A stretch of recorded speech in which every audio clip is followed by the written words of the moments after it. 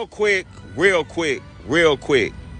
Let me bust this down. All right, y'all, let me tell y'all a story. This is a story about a group of people called Israelites. God made them the chosen people of all people that walked the land. He made them the chosen people. They spoke Hebrew in the Bible. Now, all people that walk the land in today's time come from the Bible. It started with Adam. He was the first man. And then everything went from that, right? So even though everybody came from Adam, out of those people, God had a chosen people. He had a chosen people, which were Israelite. Now, fast forward a little bit. Abraham had Isaac, but he also had Ishmael. He had a baby called Ishmael. He had that with an Ethiopian woman called Hagar. So when you read in the Bible about Hagarenes, them are Africans. Now, Abraham was a Jew, which means he was a black man, who had sex with an African woman. So that's a Jew who had sex with an African woman. This is how you get what they call Arabs in today's time.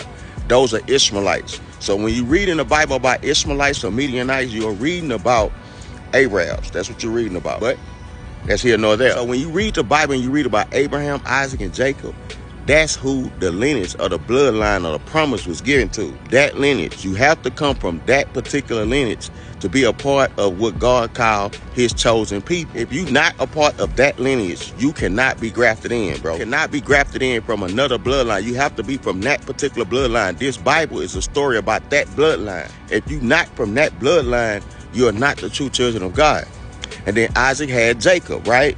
And Jacob was given a promise. If you read Genesis 32 and 28, Jacob's name was changed to Israel. So when you say the 12 tribes of Israel, you're really saying Jacob 12 sons, because Jacob had 12 sons, remember? Joseph and Reuben, Judah, and all his brothers sold Joseph into Egypt. Or they sold him to the Arab man. He turned around and sold him to Egypt. That's how Joseph even got to Egypt. He was sold by his 11 brothers. So when you read about the 12 tribes of Israel, you see us post the 12 tribes of Israel. We're really saying Jacob 12 sons. The 12 tribes, you have to come from that bloodline. If you don't come from one of them 12 sons, if you don't come from the bloodline of one of those 12 sons, you are not the true children of God. The Bible's a story about those people. When you get to Christ and you read about Roman captivity, all you reading about is the descendants of the 12 tribes of Israel, Jacob 12 sons. That's why they say the 12 disciples. The 12 disciples is not their name. The disciple wasn't their name. You reading about the 12 disciples, but they had names. James, Peter, Matthew, them was them people named. And Paul was not a disciple. Let me put that out there, because y'all put Paul over Christ. Paul did not get on the cross and die for y'all, bro.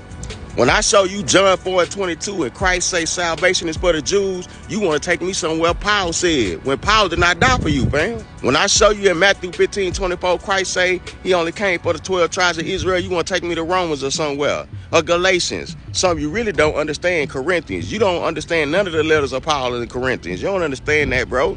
You really don't understand Romans neither. Ephesians, Mark, you don't really understand them scriptures, bro. You really don't have the understanding of them. They are written twofold. If you don't know you the Israelite of the Bible, you don't know the Old Testament, there's no reason you should not be reading nothing Paul said, bro. You put Paul over Christ. You want to read me something Paul said? He was not a 12 disciple. Go Google that.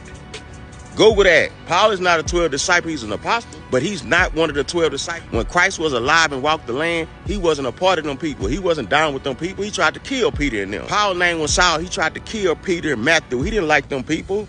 He didn't like none of the real 12 disciples who actually was there with Christ. Matthew had a chance to actually speak to Christ. They had conversations. Peter, he had conversations with Christ. Paul, when he was alive, Paul didn't have no conversation. He wasn't walking around with Christ and with all them people. He had Stephen killed. He was responsible for that.